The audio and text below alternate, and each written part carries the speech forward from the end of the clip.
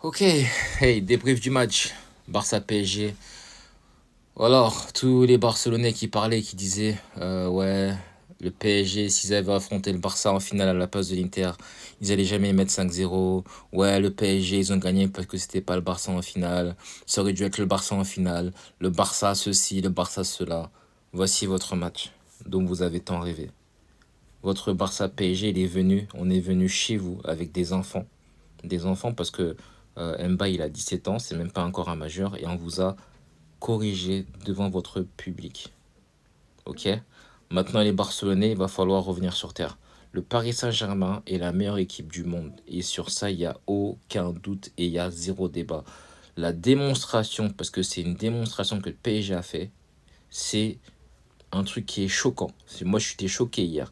Comment le PSG, à part les 20 premières minutes où le Barça a joué de manière très agressive, avec beaucoup d'intensité, beaucoup de pression, c'est là qu'ils ont marqué leur premier but.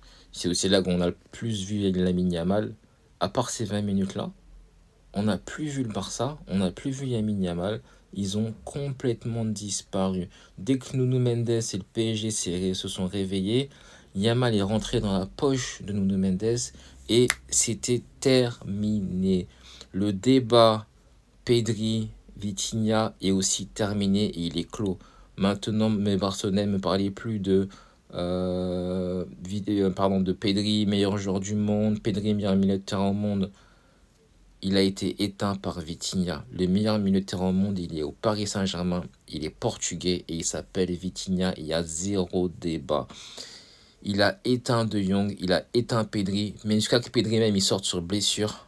Blessure parce qu'il en avait marre de prendre la foudre face au Paris Saint-Germain. Ils n'ont pas existé. Yamin Yamal, à part faire des posts sur Instagram avant un match, il joue 20 minutes et il est éteint, ce joueur. On a éteint tout le Barça avec des 2007 et des 2008. Luis Enrique, merci beaucoup.